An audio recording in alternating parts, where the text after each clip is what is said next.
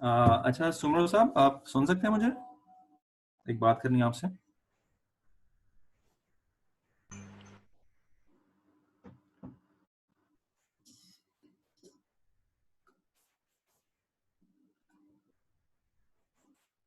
जी बिस्मिल्लाहिर्रहमानिर्रहीम।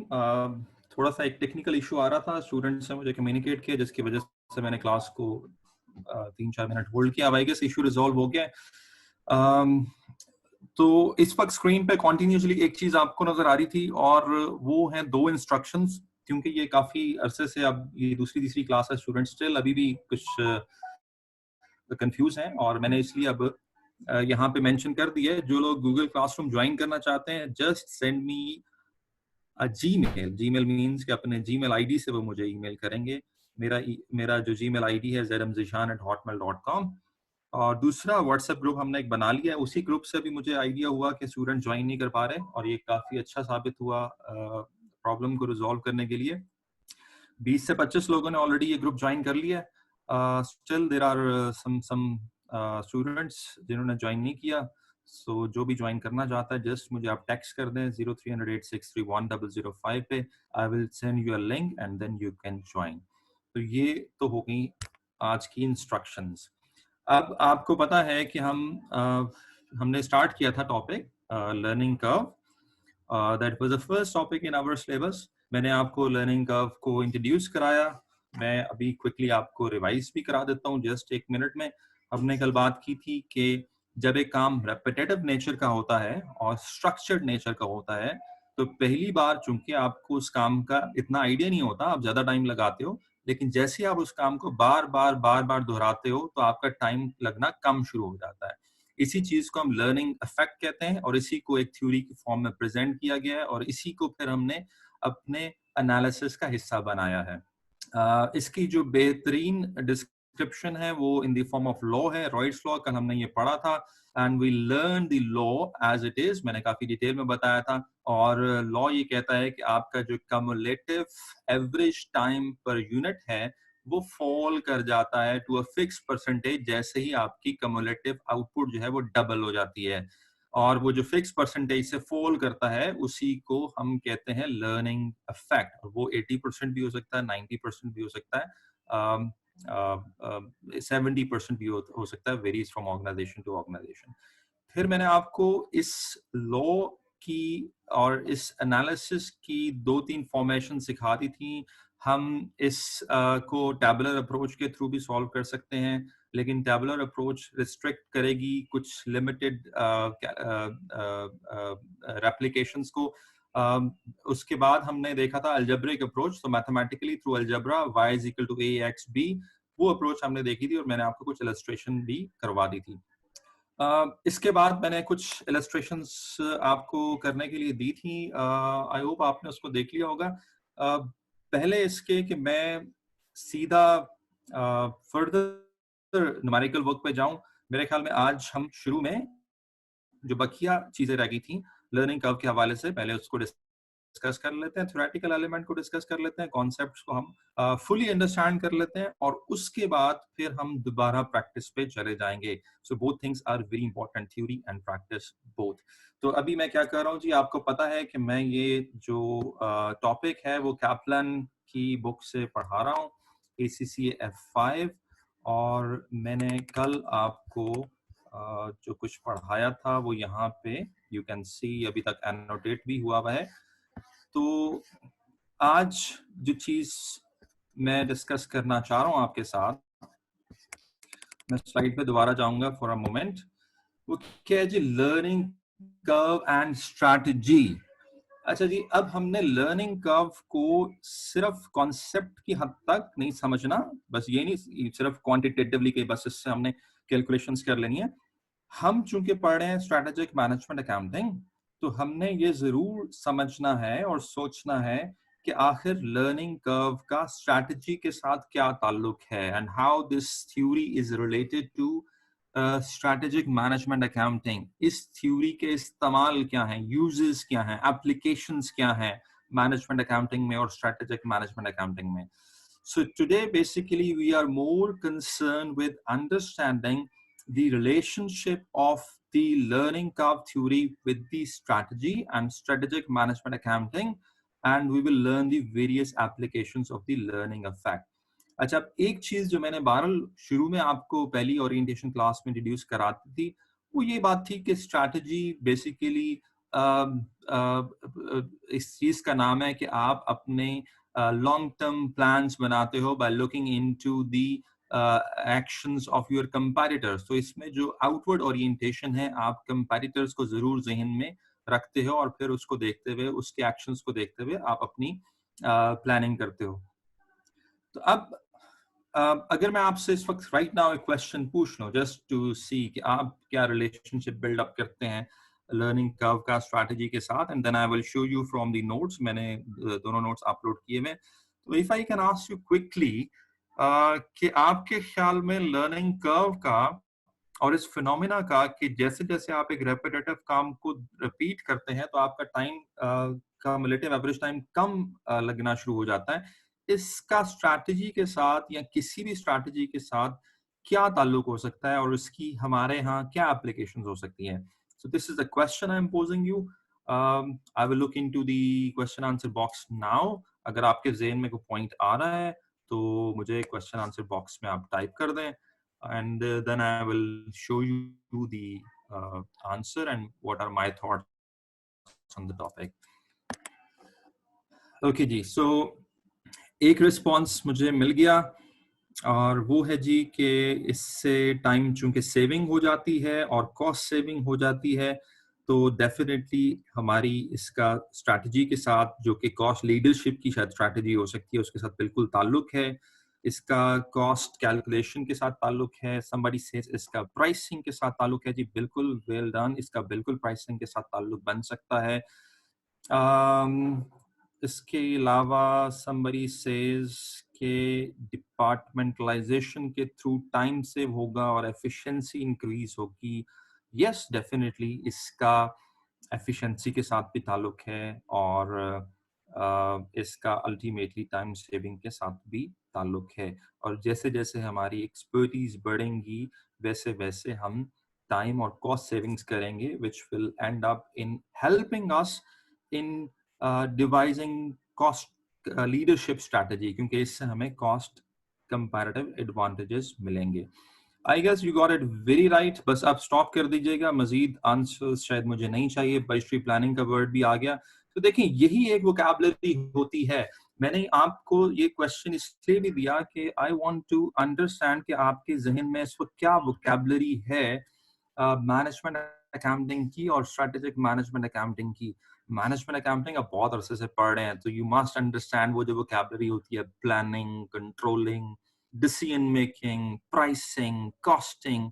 सो ये वो तमाम वोकैबुलरी है जो मैनेजमेंट अकाउंटिंग में पढ़ के आते हैं। हाँ, अब हम इसमें जरा स्ट्रैटेजी का वर्ड शायद ऐड कर रहे हैं, इन अ सेंस कि हम ये कह रहे हैं कि अब आप प्लानिंग स्टैंड अलोन नहीं करेंगे, कि आप सिर्फ ये नहीं कर रहे कि बस अपने आप को देखा और प्लानिंग कर दी। अब आपने कंपैटिटर को भी देखना है और उसके डायनामिक्स को अंडरस्टैंड करके प्लान करना है। So now we are bringing competitor, our enemy, into our planning, controlling, decision making and various affairs.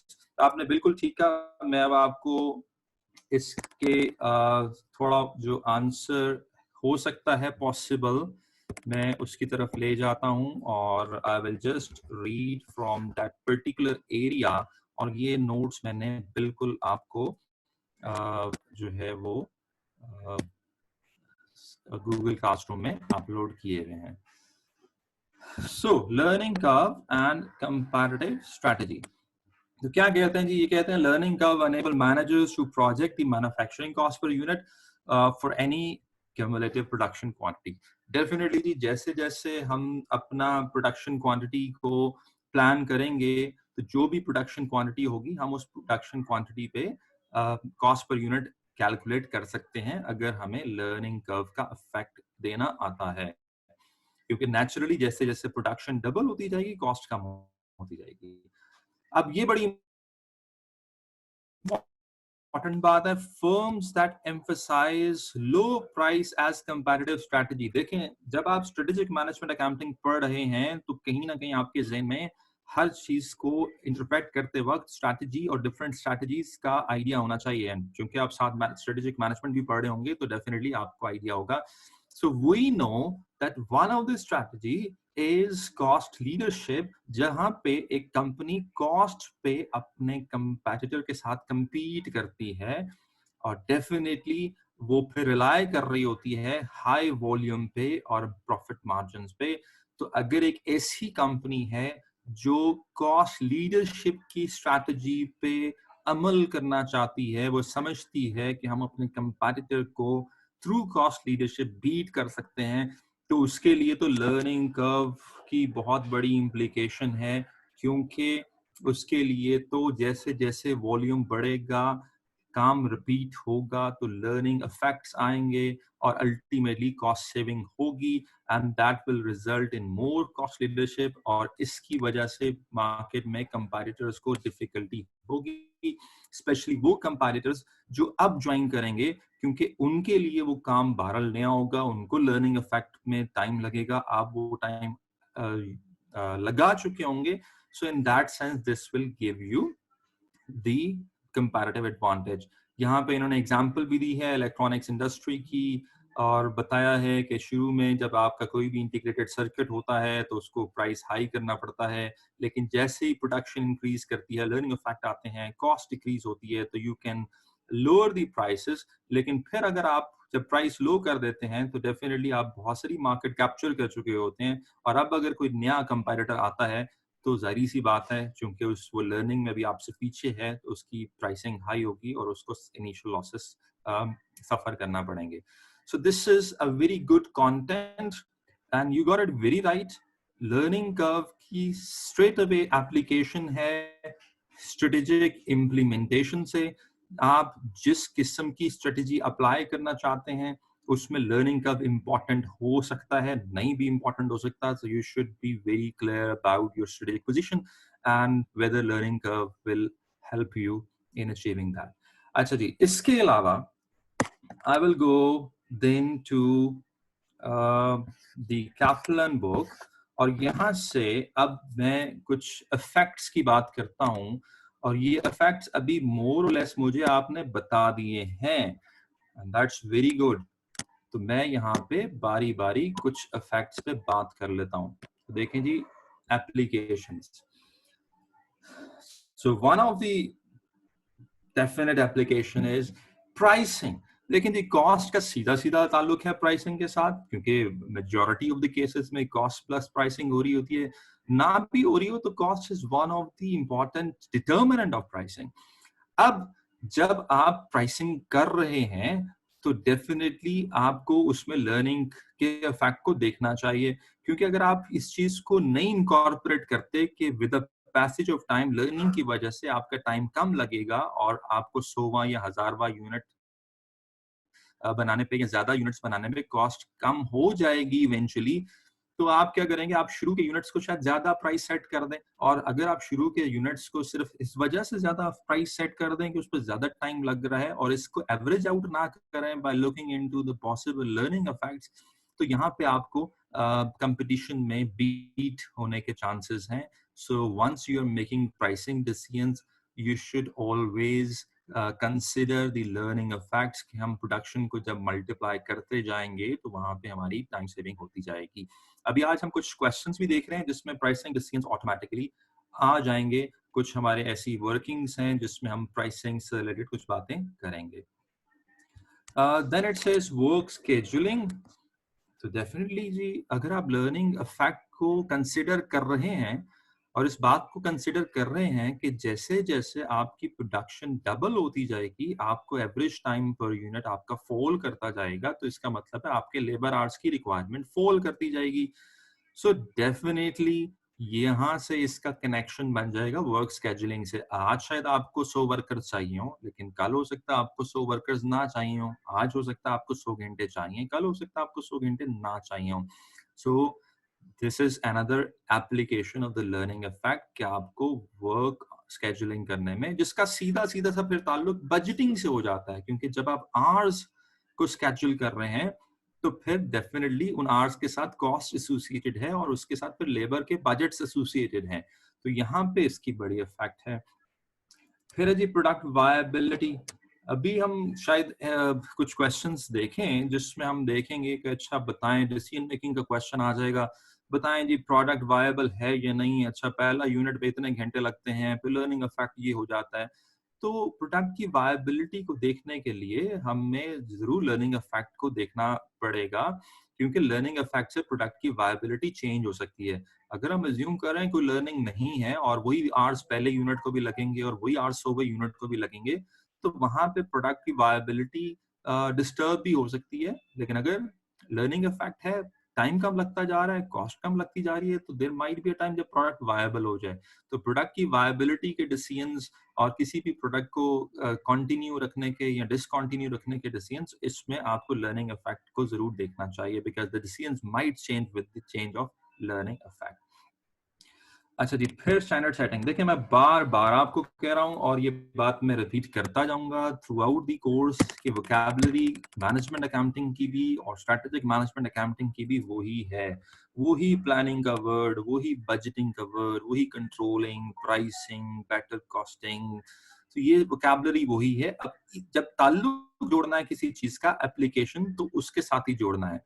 तो स्टैंडर्ड सेटिंग में भी देखें, आप जब स्टैंडर्ड सेट करते हैं, आप देखते हैं कि अच्छा एक यूनिट को कितना टाइम लगना चाहिए, तो टाइम कितना लगना चाहिए उसके लिए आपको लर्निंग इफेक्ट को जरूर इनकॉर्पोरेट करना चाहिए। आपको ये चीज जरूर कंसिडर करनी चाहिए कि इवेंचुअली आज टाइम ज्यादा लग रहा है, लेकिन इवेंचुअली कुछ अरसे के बाद टाइम कम लगेगा, तो उसको भी हमें इनकॉर्पोरेट करना चाहिए अपने प्लानिंग और कंट्रोलिंग साइकिल में। बजटिंग मैंने आपको पहले एक्सप्लेन कर दिया है। इसके अलावा अगर मैं यहाँ पे एक दूसरी बुक से एक दो पॉइंट्स और पिकअप कर सकूं, उसके बाद मैं आपसे क्वेश्चन ले लेता हूं अगर आपके ज़हन में कोई कंफ्यूजन आ रही है। तो बिट्स प्रिपरेशन में लर्निंग कर्व के इफेक्ट को हमें इनकॉर्पोरेट करना चाहिए। आपको भी आगे जाके क्वेश्चन आएगा कि जी अच्छा हमारे लिए ये स्पेशल कॉन्ट्रैक्ट है, हमने प्राइस करना है, हमने बिड करना है कि इसको कितने इसको क्या चार्ज करें। तो आपको जरूर कंसिडर करना चाहिए कि अगर लर्निंग इफेक्ट एग्जिस्ट करता है तो वो आपकी इवेंचुअली कॉस्ट को, रेलेवेंट कॉस्ट को डिक्रीज करेगा और उससे हमारी बिड प्राइस में फर्क आएगा। बाकी दो पॉइंट्स फाइनेंशियल प्लानिंग के और लेबर रिक्वायरमेंट एस्टिमेशन के, ऑलरेडी इस पे ऑलमोस्ट बात हो चुकी है। सो अब अगर आपको कोई क्वेश्चन आ रहा है जरूर बताएं। मैंने अभी आपको सिर्फ एक चीज रियलाइज करवाई है, theoretically learning a fact has its relevance with the strategic position you choose, with the strategic management accounting process you did, and that includes the whole series of planning, controlling, decision making, pricing and the other stuff. कोई question आ रहा है तो जरूर बताएं, otherwise I'm moving to the limitations and then we will do the practice.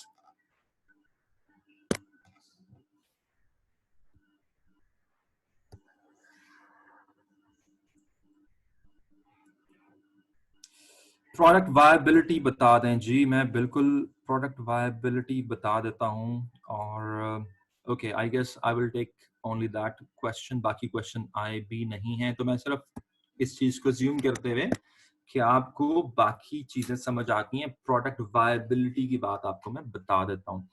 देखिए जी, कल हमने एक एक्सरसाइज की थी कि एक यूनिट बनाते हैं तो 100 घंटे लगते हैं। फिर हमने कहा जी 2 यूनिट बनाते हैं तो लर्निंग इफेक्ट चूंकि 80% है, तो हमारा जो time, average time per unit है, वो फॉल करके 80 पे आ जाएगा। बल्कि अगर मैं आपको क्विकली, क्योंकि वो चीज अभी भी एनोटेट हुई होगी, मैं आपको सीधा उसी एग्जाम्पल पे ले जाता हूँ जो हम कल कर रहे थे। तो ये वो चीज थी जो हम कल कर रहे थे। तो अब यहाँ पे देखें, कल हम ये बात कर रहे थे कि अगर आप किसी प्रोडक्ट का एक यूनिट बनाते हैं तो उस पर एवरेज टाइम 100 घंटे लगेगा, टोटल भी 100 घंटे लगेगा। अब जब प्रोडक्शन डबल होगी 1 से 2, तो आपके जो कम्युलेटिव एवरेज टाइम है वो 100 से 80 पे आ जाएगा एवरेज टाइम, क्योंकि लर्निंग इफेक्ट यहाँ पे 80% है। अब देखें, एक प्रोडक्ट की वायबिलिटी के वक्त आप क्या देखते हैं? आप उसका रेवेन्यू देखते हैं, आप उसकी कॉस्ट देखते हैं। अब नेचुरली जब एक प्रोडक्ट पे with the increase in the volume produced, जब cumulative एवरेज टाइम कम लगेगा और टोटल टाइम भी कम लगेगा, तो नेचुरली उस टाइम के कम लगने की वजह से उसकी जो कॉस्ट है, टोटल कॉस्ट, वो रिड्यूस होगी। और आपको पता है कि शुरू में प्रोडक्ट के रेवेन्यूज कम होते हैं, कॉस्ट शायद ज्यादा होती है, एंड इवेंचुअली वो किसी स्टेज पे जाके ब्रेक इवन होता है। वो आपने सीवीपी एनालिसिस पढ़ा होगा, रेवेन्यू शुरू में जरा उठा हुआ होता है, कॉस्ट नीचे से उसको फॉलो करती है, एक स्टेज आती है, दोनों आपस में बराबर हो जाते हैं। सो बेसिकली प्रोडक्ट वायबिलिटी का क्या मतलब है कि हमारा ब्रेक इवन हो रहा है और हम ब्रेक इवन से आगे जा रहे हैं, तो डेफिनेटली जब हम लर्निंग इफेक्ट को इनकॉर्पोरेट करेंगे, टाइम सेविंग होगी, कॉस्ट सेविंग होगी, तो उससे हमारा ब्रेक इवन जल्दी हो जाएगा, हमारा प्रॉफिट जल्दी बढ़ जाएंगे, and that is what it means by product viability. Okay जी, एक और थ्योरेटिकल एलिमेंट और फिर हम चलते हैं फर्दर प्रैक्टिस पे, क्योंकि यहाँ पे अब आप देखिएगा इस स्लाइड में जो मैंने एजेंडा सेट किया था उसके अंदर अब सिर्फ एक चीज रह गई है, एंड द लास्ट वन, और वो है कि लिमिटेशंस क्या है लर्निंग कर्व मॉडल। क्या ऐसा है कि हम किसी भी सिनारियो में, किसी भी कंपनी में, किसी भी मुल्क में, किसी भी हालात में लर्निंग कर्व अप्लाई कर देंगे, या फिर लर्निंग कर्व कुछ हालात में तो सूटेबल है, कुछ हालात में सूटेबल नहीं है। इसको हम कहते हैं कॉन्टेक्चुअल अंडरस्टैंडिंग। क्या आप एक कॉन्सेप्ट को मुख्तलिफ कॉन्टेक्स्ट में कंप्रीहेंड कर पाते हैं या नहीं। कुछ चीजें हैं वो पब्लिक सेक्टर में तो शायद बेहतर हो, प्राइवेट सेक्टर में ना बेहतर हो, कुछ चीजें हैं वो प्राइवेट सेक्टर में बेहतर हो, पब्लिक सेक्टर में ना बेहतर हो। तो क्या आप एक कॉन्सेप्ट की लिमिटेशंस को भी समझते हैं या नहीं समझते? तो theoretically that is very important. तो इसके लिए कैप्लन की बुक से सिर्फ एक चंद पॉइंट्स में आपके साथ डिस्कस करता हूं, और then I will further move to practice this concept quantitatively. ठीक है जी। तो ये अब वो एरिया है जो मैं आपके साथ डिस्कस करना चाह रहा हूँ, limitations of the learning curve model. इसको जरूर अंडरस्टैंड करें। और जैसा कि मैं आपको बता रहा था कि एक कॉन्सेप्ट जरूरी नहीं है हर तरह के हालात पे और हर तरह के इन्वायरमेंट में जो है वो सूटेबल हो। तो यहाँ से आप थोड़ा सा क्रिटिकल थिंकिंग में इन्वॉल्व हो जाते हैं, क्रिटिकली देखते हैं कि क्या एक कॉन्सेप्ट, क्या उसकी कोई लिमिटेशंस नहीं। अच्छा जी, अब सबसे पहला पॉइंट क्या कहते हैं जी? कहते हैं जी कि लर्निंग कर्व उस वक्त सूटेबल है जब प्रोसेस जो है वो लेबर इंटेंसिव हो। अच्छा, ये बात हम फुली अंडरस्टैंड करते हैं, labour intensive, machine intensive, something like that. तो अब क्या है, अगर एक काम लेबर इंटेंसिव होगा तो डेफिनेटली लेबर उसको कर करके अंडरस्टैंड करेगी और अब उसका टाइम रिड्यूस होता जाएगा।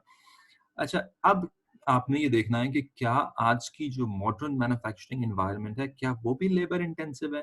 तो आपको इसका जवाब मिलेगा कि आज की जो मैन्युफैक्चरिंग एनवायरनमेंट है वो मशीन इंटेंसिव, कैपिटल इंटेंसिव, और बल्कि अब तो वो दौर आ गया है रोबोटिक मैन्युफैक्चरिंग का। आपने नाम आप सुना होगा 3D प्रिंटिंग का, कि जी अब 3D प्रिंटर्स आ गए हैं, उससे जो सा मर्जी प्रोडक्ट आप जिस हम एक प्रिंट करते हैं एक पेज पे, तो वो प्रोडक्ट आपको प्रिंट कर देगा। So in today's manufacturing environment, modern manufacturing environment, अब हम ये भी नहीं कह रहे कि ये हर हर मुल्क में और हर जगह पे एग्जिस्ट कर रही है, लेकिन आपने ये समझना है कि अगर मैन्युफैक्चरिंग एनवायरनमेंट ऐसी है जिसमें लेबर इंटेंसिव काम होता है, तो लर्निंग का मॉडल अप्लाई होगा। अगर एनवायरनमेंट ऐसी है जिसमें लेबर इंटेंसिव काम नहीं होता, तो लर्निंग कर्व मॉडल अप्लाई नहीं होगा। ये इसकी एक मेजर लिमिटेशन है।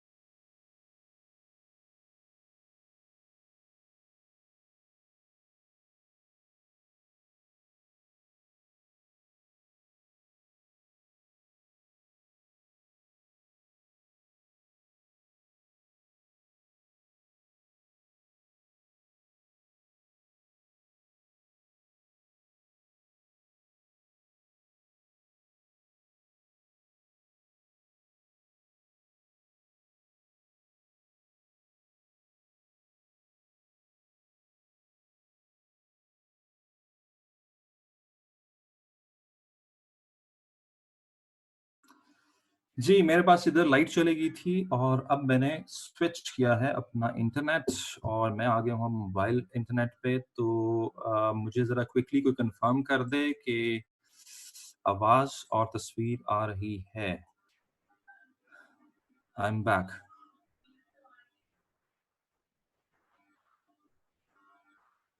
ओके जी, थैंक यू जी कंफर्म करने का। और जी, तो कुछ क्वेश्चंस भी आए हुए हैं। इन द मीन टाइम मैं उसको अब बिल्कुल एंड में रिस्पॉन्ड करूँगा। तो मैं ये बात कर रहा था कि if the product is new, तो डेफिनेटली चूंकि वो प्रोडक्ट नया है, नोवेल है, तो वहां पे जो है लर्निंग इफेक्ट जरूर होगा। अगर आपका प्रोडक्ट पुराना है, आप सेम प्रोडक्ट यूज करते आ रहे हैं और वही प्रोडक्ट बनाते आ रहे हैं, तो आपको पता है फिर एक स्टेज पे आके वो लर्निंग खत्म हो जाती है। तो जितना आप नॉवेलिटी की तरफ जाएंगे, आप खुद भी ऑब्जर्व करें एज एन इंडिविजुअल, जब भी आप नया काम करते हैं तो नए काम करने में आप एक सीखते हैं, लर्निंग इफेक्ट आता है। जब एक पुराना काम करते हैं तो कर करके एक स्टेज आती है, लर्निंग खत्म हो जाती है। एंड दैट्स द रीजन कुछ लोग कहते हैं जी बस मैं अब नौकरी भी स्विच कर रहा हूँ, क्योंकि जितना मैंने सीखना था मैंने सीख लिया, मजीद सीखने के लिए कुछ नहीं है। तो ये भी एक लिमिटेशन है लर्निंग कर्व इफेक्ट की। ओके जी, ये क्या हो गया जी? Third point, product is complex. जितना प्रोडक्ट कॉम्प्लेक्स होगा उतना लर्निंग इफेक्ट आएगा। सो यहाँ भी वही अंडरस्टैंडिंग है, क्योंकि कॉम्प्लेक्स प्रोडक्ट में सीखने को ज्यादा मिलता है। लर्निंग इफेक्ट आहिस्ता आहिस्ता आप सीखते हैं, आहिस्ता आहिस्ता लर्निंग इफेक्ट आता है। जितना सिंपल प्रोडक्ट होगा उतना ही लर्निंग इफेक्ट कम होगा। तो ये भी एक है कि आज की अगर मैन्युफैक्चरिंग एनवायरनमेंट जिसमें प्रोडक्ट कॉम्प्लेक्स हो, तो लर्निंग इफेक्ट जो है वो ज्यादा आएगा। Production is repetitive, that is the last point. तो production is repetitive and there is no production in breaks. अब इसमें एक पॉइंट ये भी है कि प्रोडक्शन रेपिटेटिव होनी चाहिए और उसमें ब्रेक्स नहीं होनी चाहिए, क्योंकि अगर ब्रेक आएगी तो लर्निंग स्टॉप हो जाएगी, फिर वो जो लर्निंग इफेक्ट है वो खत्म हो जाएगा। खास तौर पे इन एनवायरनमेंट जब आप मल्टीटास्किंग कर रहे होते हैं, तो मल्टीटास्किंग में लर्निंग इफेक्ट जो है वो डिस्टर्ब हो जाता है। लर्निंग इफेक्ट जो है so that is more possible when the production is repetitive and when there are no major breaks in the work, क्योंकि breaks की फॉर्म में learning effect जो है वो lost हो जाएगा। सो ये 3-4 पॉइंट्स से आई होप आपने अंडरस्टैंड कर लिए। तो मैंने आज के इस अब तक के जो लेक्चर है उसमें आपको एक लिंक समझाने की कोशिश की लर्निंग कर्व का स्ट्रैटेजी के साथ, और फिर मैंने उसकी मुख्तलिफ एप्लीकेशंस बताई, और फिर मैंने आपको लिमिटेशंस बता दी। तो एक स्टूडेंट ने क्वेश्चन पूछा हुआ था, मेरे ख्याल में मैं अब उसको रिस्पॉन्ड कर देता हूँ। How we can establish a link between bid preparation and learning curve. देखें जी, बिड आप जब प्रिपेयर कर रहे हैं, तो लेट्स से आपके पास एक कॉन्ट्रैक्ट आया हुआ है, आपके पास एक स्पेशल ऑर्डर आया हुआ है, तो जाहिर सी बात है उसमें आपने लेबर को तो एस्टिमेट करना ही है कि जी अच्छा कितने यूनिट्स आप बनाएंगे और कितना टाइम लगेगा। तो उसके अंदर लर्निंग कर्व इनकॉर्पोरेट करेंगे, क्योंकि जितने ज्यादा यूनिट्स होंगे तो उतना जो है आपका जो कम्युलेटिव एवरेज टाइम है वो फॉल कर जाएगा। जैसे ही आपकी प्रोडक्शन जो है, पहला यूनिट ज्यादा टाइम लगेगा, लेट्स से स्पेशल ऑर्डर है, प्रोडक्ट कॉम्प्लेक्स है, यूनिक है, न्यू है, स्पेशल ऑर्डर है, आप पहली दफा उसका ऑर्डर फुलफिल करने जा रहे हैं, तो एक यूनिट का ऑर्डर होगा तो डेफिनेटली फिर तो लर्निंग कम नहीं आप इनकॉर्पोरेट कर सकते, क्योंकि फिर तो एक यूनिट पे जितना भी टाइम लगेगा आप उसको चार्ज कर देंगे। लेकिन अगर वो ज्यादा यूनिट्स का ऑर्डर है, तो आपको पता है कि यूनिट्स बढ़ाने से, डबल करने से, 1 से 2 करने से, 2 से 4 करने से, 4 से 8 करने में लर्निंग इफेक्ट आएगा। और वो क्या इफेक्ट आएगा? वो ये इफेक्ट आएगा कि आपका टाइम रिड्यूस होगा। टाइम रिड्यूस होगा तो कॉस्ट सेविंग होगी, कॉस्ट सेविंग होगी तो आपकी टोटल कॉस्ट में कमी आ जाएगी, टोटल कॉस्ट में कमी आएगी तो आप उसको लो बिड कर सकते हैं। लो बिड करने से क्या होगा? आप कंपैरेटिव हो जाएंगे। कंपैरेटिव होने से क्या हो जाएगा? आप स्ट्रेटेजिकली अपने कंपैटिटर को बीट कर देंगे। So this is the exact link जो आपको सोचना चाहिए और इस फॉर्म में सोचना चाहिए। ठीक है जी, तो ये जवाब आपको मैंने दे दिया, और अब हम कुछ चलते हैं प्रैक्टिस पे। तो कल एक प्रैक्टिस का सिलसिला मैंने जो है वो खत्म कर दिया था, क्योंकि टाइम खत्म हो गया था। तो आज मैं वो सिलसिला वहां से शुरू करता हूँ। पहले जरा मुझे कोई ये बता दें कि मैंने जो क्वेश्चंस आपको दिए थे, राइट, कुछ क्वेश्चंस आपको दिए थे टेस्ट योर अंडरस्टैंडिंग, तो वो आपने किए हैं या नहीं, ताकि मैं डिसाइड करूं कि मैंने आपको उसमें से कुछ प्रैक्टिस करानी है या नहीं करानी है। सो एनीबॉडी कुड टेल मी, कुछ मैंने टेस्ट योर अंडरस्टैंडिंग कही थी, वो आपने कुछ देखी हैं, की हैं?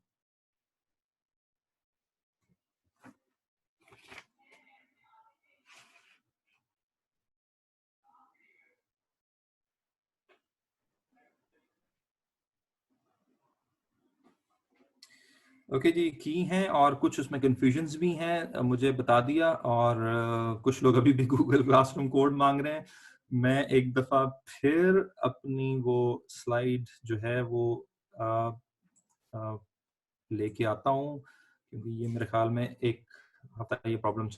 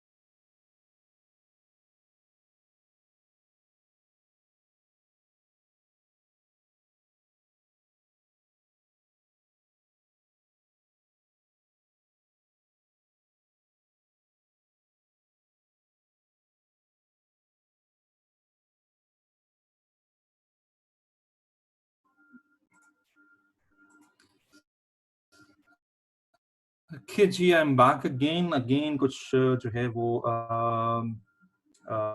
इशू हो गया, but anyways I resolve that, internet का इशू था। ओके, सो वो मैंने आपको बता दिया। अच्छा, अब हम चलते हैं प्रैक्टिस पे, राइट जी। सो अच्छा जी, अब देखें, ये एक ऐसा टॉपिक है, मैं बहुत दफा कह चुका हूं कि इसकी मल्टीपल वेज में कैलकुलेशन पूछी जाती हैं, और बड़ी डिफरेंट कैलकुलेशंस पूछी जाती हैं, और फिर इसकी मल्टीपल एप्लीकेशंस भी हैं, और ये टॉपिक स्टैंड अलोन भी आता है, और किसी भी टॉपिक में मर्ज होके भी आता है। तो कल आप कभी बजटिंग का क्वेश्चन कर रहे हो तो उसके अंदर भी ये टॉपिक आ सकता है। तो तो अब हम छोटे-छोटे क्वेश्चन से पहले तो इसको ऑन इट्स एंटायरिटी, इसकी डिफरेंट वेरिएशंस हैं वो समझेंगे, और अगेन आज मेरे पास फिर 10-15 मिनट ही हैं इस आपको 2-3 क्वेश्चंस कराने के लिए। I will leave to you जितनी आप प्रैक्टिस इसमें से कर सकें, और फिर अगली क्लास में definitely I will come up with a bigger exam standard question, जो कि आपके मैं पास्ट पेपर से इंशाल्लाह उठाऊंगा, और फिर हम उसको देखेंगे ताकि हम इस टॉपिक को क्लोज करें और अगले टॉपिक पे चलें।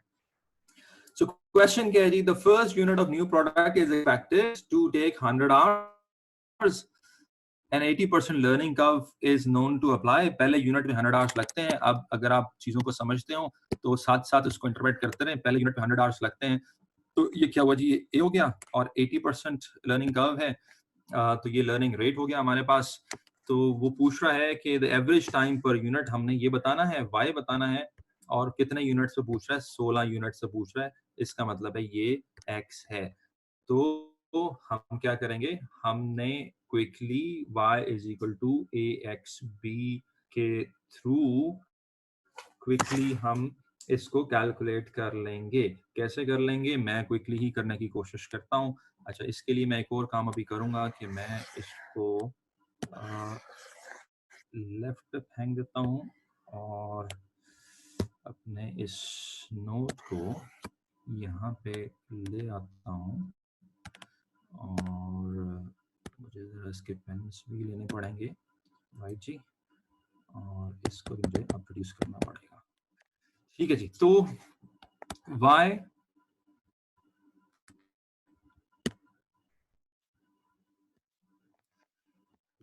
Equals AXB। y हमने निकालना है, a हमारे पास जो है वो 100 आवर्स है और x 16 है, और b जो है b कैसे निकलता है, b is log of r learning rate. So learning rate यहाँ पे r जो है वो 80 है, log of 80 divided by log of 2। कल भी हमने किया था, तो ये हमारे पास आया था -0.3219। तो इसको अगर मैं यहाँ पे पुट करूं तो मेरे पास जो कम्युलेटिव एवरेज टाइम आता है दैट इज 40.96 आवर्स। ठीक है जी। So that is very quick calculation for 16 units. फिर वो कहते हैं 25 यूनिट्स में निकाल दें, तो हम क्या करेंगे जी, हम क्विकली दोबारा ये फॉर्मूला लिखेंगे और अब हम 100 वही रहेगा, x 25 कर देंगे और फिर उसके बाद b की हम वही वैल्यू लिखेंगे, तो हमारे पास कम्युलेटिव एवरेज टाइम आ जाएगा फॉर 25 यूनिट्स। यानी कि हम ये कहना चाह रहे हैं कि अगर हम 25 यूनिट्स इकट्ठे बनाएं तो पहले 25 यूनिट्स बनाने पे जो एवरेज टाइम आएगा वो आएगा 35.48 घंटे। पहले यूनिट पे 100 घंटे लगते हैं, लेकिन जब हम 25 यूनिट इकट्ठे बनाएंगे तो 25 यूनिट्स पे जो एवरेज टाइम आ रहा होगा वो 35.48 35.48 आ रहा होगा। अच्छा, अब तीसरा क्वेश्चन जरा ट्रिकी है और यही अभी कुछ स्टूडेंट्स ने मेरे से पूछा हुआ था कि सर वो ये नहीं समझ आ रही कि ये जो टाइम है 20th यूनिट को बनाने का ये कैसे आएगा। अब इस वेरिएशन को आप जरूर समझें। इस वेरिएशन को आप पहले तो यूं समझें कि आपको 20वें यूनिट का टाइम मांग रहा है, 20वें यूनिट का। तो इसके लिए हमें इस क्वेश्चन को यूं करना पड़ेगा कि जो 20वें यूनिट का जो टाइम होगा that would be the difference between total time of 20 units and total time of 19 units. तो किसी तरीके से हम 20 यूनिट्स का टाइम निकाल लें टोटल और 19 यूनिट्स का टाइम निकाल लें टोटल, दोनों को माइनस करते हैं तो 20वें यूनिट का टाइम आ जाएगा। अच्छा, ये एप्लीकेशन बहुत दफा आपको आगे जाके क्वेश्चंस में आएगी, एग्जाम क्वेश्चन में भी आएगी। 100वें यूनिट का निकाल दें, 999 वाले यूनिट का निकाल दें। तो ये जब भी आपने करना है तो एक माइनस करके टोटल टाइम उस पर, फॉर एग्जाम्पल 100 है तो 99 और 100 का जो डिफरेंस होगा वो 100वें यूनिट का टाइम होगा। अब इसको कैसे कैलकुलेट करना है जी, तो हम 20 यूनिट्स पे पहले तो एवरेज टाइम निकालेंगे। तो अभी हमने 20 यूनिट्स पे एवरेज टाइम निकाला था, तो वो आया था 40.96 आवर्स। अच्छा, अब आपने ये करना है कि आपने इसको हमने 20 यूनिट्स पे निकाला, नहीं सॉरी, हमने 16 यूनिट्स पे निकाला था, तो 20 यूनिट्स पे नहीं निकाला था, तो इसको हमें जरा एक दफा दोबारा करना पड़ेगा। So y is equal to AXB, y is equal to 100, x की जगह 20 ले लेंगे, b की जगह -0.3219 ले लेंगे। तो जो मेरे पास टाइम आएगा वो आएगा 38.12। अब यहाँ पे जरा केयरफुली देखिएगा कि ये टोटल टाइम नहीं है, ये एवरेज टाइम है। इसको मुझे 20 से जरा देना पड़ेगा क्योंकि ये एक यूनिट का एवरेज टाइम है। इसको जब मैं 20 से जरब देता हूं तो मेरे पास जवाब आता है 762.40। इसका मतलब ये हुआ कि अगर मैं 20 यूनिट्स बनाता हूं तो मुझे टोटल 762.40 आवर्स लगेंगे। अब मैंने आपको बताया कि मुझे एक यूनिट कम करके ये दोबारा कैलकुलेट करना है, तो मैं दोबारा इसको कैलकुलेट करता हूं विद 19 यूनिट्स। तो उसी तरीके से सारी कैलकुलेशन होंगी एंड विद 19 यूनिट्स मेरा जो जवाब आएगा वो 38.76 आएगा। थोड़ा सा ज्यादा टाइम लगेगा और उसको मैं फिर 20 से मल्टीप्लाई करूंगा तो मेरे पास टोटल टाइम आ जाएगा 736.44। अब देखें जी, अगर हम 19 यूनिट बनाते हैं तो 736.44 घंटे लगते हैं। अगर हम 20 यूनिट बनाते हैं तो टोटल 762.40 बनते हैं। तो जो 20वें यूनिट का टाइम है, 20th यूनिट टाइम, वो डिफरेंस है इन दोनों का and that is 25.96 hours. So what I am doing is मैं 20 और 19 का डिफरेंस ले रहा हूं, 20 और 19 का डिफरेंस ले रहा हूँ। ये 20 का है, ये 19 के यूनिट्स हैं, इनका डिफरेंस लूंगा। यही बात मैंने आपको यहाँ पे समझाई थी कि जब इस किस्म का सवाल आ जाए तो आपने 1 यूनिट कम करके टोटल टाइम निकाल लेना है। 20 और 19, 99 और 100, 999 और 1000, तो आपको 20वें यूनिट का टाइम मिल जाएगा। तो ये इसकी एक एप्लीकेशन है। क्विकली जरा मुझे रिस्पॉन्ड कर दें, समझ आ गया तो ओके, नहीं आया तो मैं एक रिक्वेरी को रिस्पॉन्ड कर देता हूँ, फिर हम आगे चलते हैं।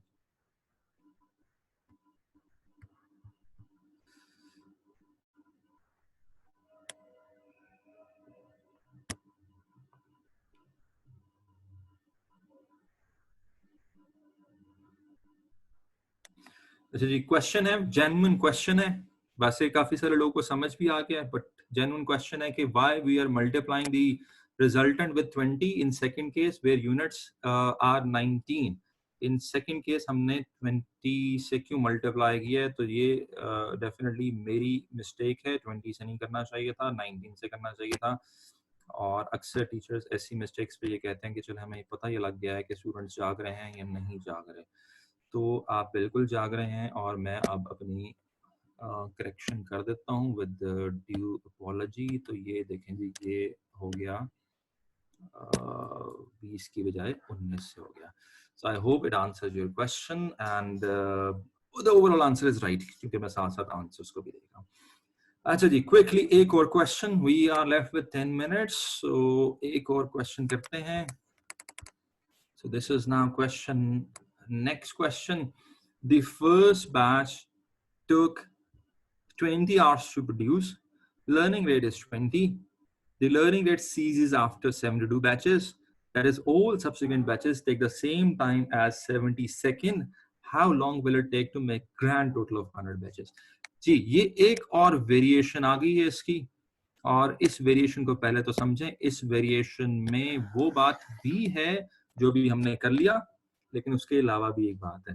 देखिए, कल भी मैं आपको ये बता रहा था कि लर्निंग कर्व अगर बनाया जाए तो आपकी जो कम्युलेटिव एवरेज टाइम है वो गिरता रहता है, गिरता रहता है, गिरता रहता है। एक स्टेज आती है कि लर्निंग सीज हो जाती है, स्टॉप हो जाती है, और यहाँ से फिर ये मजीद गिरना बंद हो जाता है। तो डायग्रामेटिकली ये कहना चाह रहा है कि एक पहले बैच को 20 घंटे लगते हैं, लेकिन उसके बाद लर्निंग फैक्ट की वजह से आपका टाइम कम होता है, लेकिन 72 बैचेस पे आके लर्निंग सीज हो जाती है और उसके बाद आपकी लर्निंग स्टॉप हो जाती है। और फिर हम टाइम कैलकुलेट करना चाह रहे हैं 100 बैचेस तक। अच्छा, अब इस क्वेश्चन को किस तरह अप्रोच करेंगे? इस क्वेश्चन को आप इस तरीके से अप्रोच करेंगे कि पहले तो आप क्या करें, 72 बैचेस पे आप पहले तो टोटल टाइम, एवरेज टाइम और टोटल टाइम निकाल लें, क्योंकि यहां तक तो लर्निंग इफेक्ट चल रहा है। 72 बैचेस तक आप लर्निंग इफेक्ट को अप्लाई करते हुए एवरेज टाइम भी निकाल लें और टोटल टाइम भी निकाल लें। अब उसके बाद 72 से 100 पे लर्निंग इफेक्ट नहीं आना, इसका मतलब है जो टाइम 72nd बैच पे लग रहा है, 72वें बैच पे जो टाइम लग रहा है, आई रिपीट 72nd बैच पे जो टाइम लग रहा है, वही टाइम 73, 74, 75, 76, 79, 80, 90, 100 पे लगेगा। तो यहाँ पे हमें दो चीजें चाहिए, एक ये कि 72 बैचेस बनाने पे कितना टाइम लगता है वो, और 72nd बैच बनाने पे कितना टाइम लगता है, फिर उसके बाद हम इस क्वेश्चन को सॉल्व कर पाएंगे। तो सबसे पहले मैं ये कैलकुलेट करता हूँ कि 72nd बैच बनाने पे कितना टाइम लगता है। तो हमारे पास ए यहाँ पे जो है वो 20 है, क्योंकि 20 आवर्स लगते हैं। x यहाँ पे हम ले लेंगे 72, और b जो है वो जब आप कैलकुलेट करते हैं तो आता है -0.152003। मैं यहाँ पे बहुत सारी कैलकुलेशन में नहीं पढ़ूंगा, मैं ऑलरेडी एक्सप्लेन कर चुका हूँ। तो 72 बैचेस पे जो टाइम लग रहा है वो लग रहा है 10.44 hours per batch. This is in terms of average time, और अगर मैं इसको मल्टीप्लाई कर दूं विद 72, तो मेरे पास जो टोटल टाइम आएगा वो आएगा 751.68 आवर्स। अब एक चीज तो मैंने कैलकुलेट कर ली कि 72 बैचेस पे कितने यूनिट्स, कितने आवर्स लगेंगे एवरेज में और टोटल में। अब मुझे पता करना है 72nd पे कितने लगेंगे, 72वें पे कितने लगेंगे। उसके लिए मुझे एक बैच पीछे जाना पड़ेगा और इसको दोबारा सॉल्व करना पड़ेगा। तो उसके लिए मैं इसको 71 लिख के -0.152003 ये करके दोबारा एवरेज कैलकुलेट करूंगा। और मेरे पास जो एवरेज आएगी अब वो आएगी 7 वो आएगी 10.46 आवर्स पर बैच। ये एवरेज आ गई, कम्युलेटिव एवरेज। और अगर इसको मैं मल्टीप्लाई कर दूं 71 से तो मेरे पास जो टोटल टाइम आ रहा है वो आ रहा है 742.66 आवर्स। और यहां से मैं फाइंड आउट कर सकता हूं कि 72nd बैच पे मेरा कितना टाइम लगेगा, तो वो लगेगा 751.68 minus 742.66 and that equals to 9.02 hours. अच्छा जी, तो अब 70 अब ये बात तय होगी कि पहले 72 बैचेस तक तो जो टाइम लग रहा है वो ये है, और 73 से लेकर 100 बैचेस तक जो टाइम लग रहा है and that is equal to 28 batches, तो टाइम लग रहा है 9.02 पर बैच, तो वो मिलके बन जाएगा 252.56 आवर्स। ये आप फिगर यहां से ले लें तो पहले 72 तक हम कैलकुलेट कर चुके हैं, कितना आता है 751.68, अगले पे हमने निकाल लिया, टोटल हमारे पास जो जवाब आएगा वो 1004.24 आवर्स आएगा। सो ये एक और वेरिएशन है जिसके अंदर आपको जो लर्निंग के इफेक्ट का स्टॉप होना है, सीज होना है, the word use is normally that learning ceases, learning stops, learning holds. तो ये इफेक्ट अब आपने इसको ये भी देना है। तो हम ये नहीं कह रहे कि जी लामहदूद हद तक आप जब एक काम को रिपीट करते जाएंगे तो टाइम कम होता जाएगा, बल्कि हम ये कह रहे हैं कि एक सर्टेन एक्सटेंट तक तो टाइम कम लगेगा, उसके बाद वो सेम हो जाएगा। तो आपने जब क्वेश्चंस करने हैं तो आपने ये जरूर देखना है कि क्या उसके अंदर सीजिंग का एलिमेंट है या नहीं। तो अब मैं जरा क्वेश्चन देख लूं कि किसी का क्वेश्चन ना आया हो, क्योंकि I am done with that. जी, बी की वैल्यू आपने पूछी है क्या सेम रहेगी बोथ केसेस में? डेफिनेटली जो बी की वैल्यू है, कोफिशिएंट है, वो तो सेम ही रहेगा 72 बैचेस पे या 71 बैचेस पे। जब आपको कह दिया कि लर्निंग रेट 90% है, अनलेस लर्निंग रेट चेंज नहीं होता, आगे जाके ऐसे क्वेश्चन भी आएंगे जिसमें वो कहते हैं एक्चुअल लर्निंग रेट ये है, एक्सपेक्टेड एस्टिमेटेड ये था, एक्चुअल ये है। तो अनलेस एक लर्निंग रेट दिया हुआ है तो आप एक ही वैल्यू जो है वो बी की यूज करेंगे। ओके जी, तो इसके अलावा कोई क्वेश्चन? Let me check.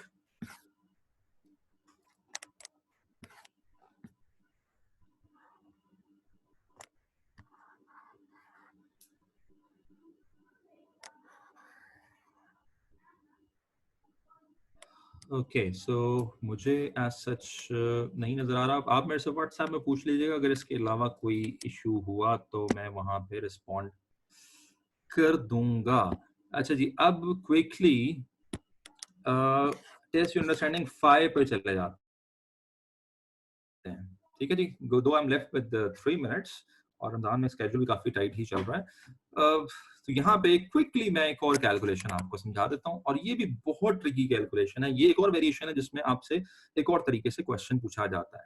अच्छा, अब यहाँ पे जो है वो ये है कि एक यूनिट बनाते थे तो 20 मिनट लगते थे। ठीक है, I am reading this test understanding 5। जब प्रोडक्शन डबल की तो टाइम कम होके 17.2 हो गया, जब डबल की 14.792 हो गया, और जब फिर डबल की, अब हमें यहाँ पे क्वेश्चन में कम्युलेटिव आउटपुट दी हुई है और कम्युलेटिव एवरेज टाइम दिया हुआ है। नॉर्मली हम कम्युलेटिव एवरेज टाइम खुद निकालते हैं जब लर्निंग रेट दिया होता है। अब हमें यूनिट्स दिए हुए, आउटपुट दी हुई है और कम्युलेटिव एवरेज टाइम दिया हुआ है। अब वो कह रहे हैं लर्निंग रेट निकाल दें। ठीक है जी, लर्निंग रेट निकाल दें। अच्छा, अब आप इस बात को समझें कि जी पहला जो यूनिट है, और ये आपको अब कंसेप्चुअली समझना है, पहला जो यूनिट है उसको 20 जो है वो मिनट लगते हैं।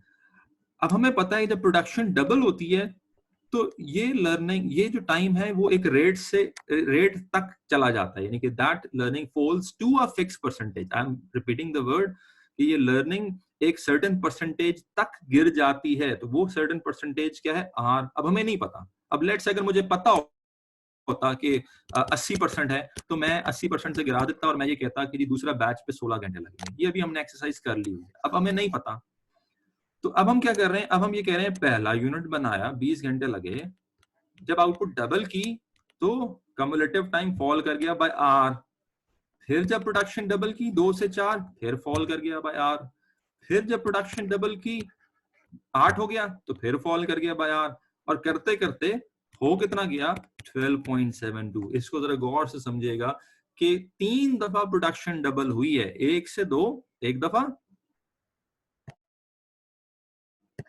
2 से 4 2 दफा, 4 से 8 3 दफा, तो यहाँ पे 3 आ रहे हैं। तो 20 into r into r into r equals हो कितना गया 12.72। अब इसको सॉल्व कर लें, 20 R3 equals 12.72 and R3 equals 12.72 by 20। इसको आप क्यूब लेके R को सॉल्व कर लें तो आपका R आएगा 86%, 0.86। तो ये एक और वेरिएशन मैंने आपको करा दी जिसके अंदर आप क्या कर रहे हैं, आप लर्निंग रेट निकाल रहे हैं। आपके पास्ट पेपर्स में इस तरह के क्वेश्चन आए हुए हैं जिसमें आपको लर्निंग रेट निकालना पड़ता है। That is quite confusing, student पता नहीं इससे बहुत ज्यादा कंफ्यूज होते हैं।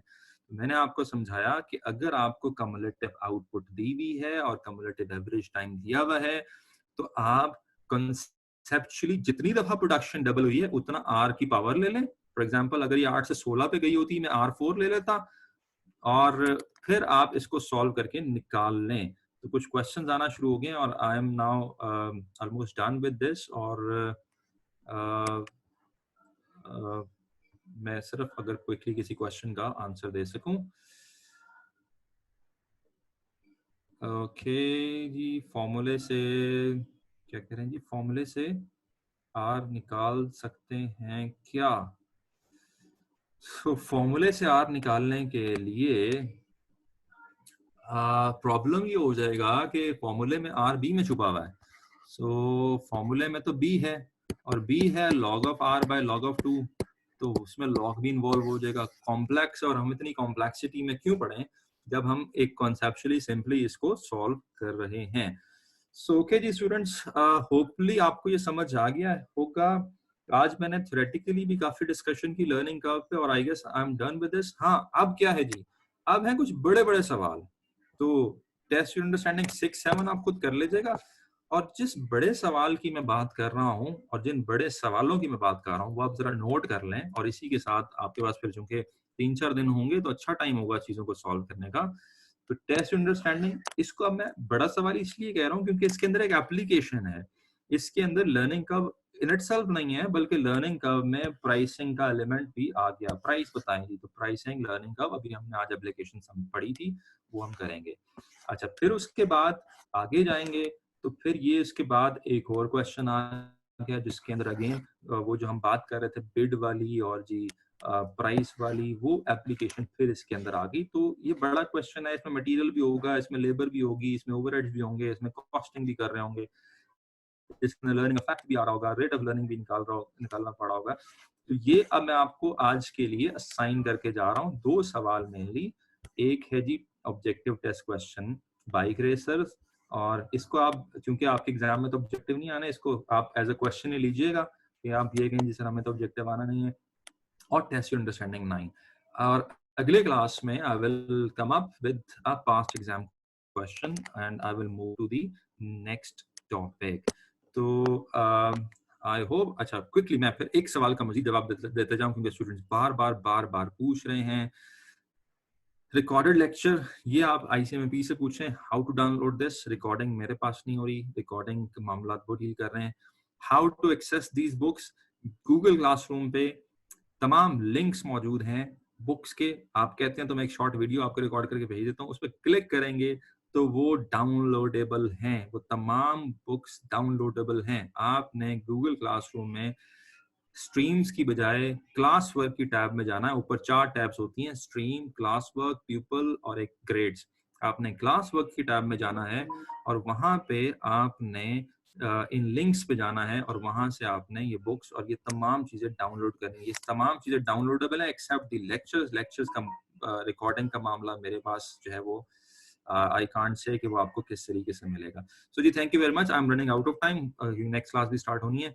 So that's it for today. So see you in the next class on Thursday at 3:35. Allah Hafiz.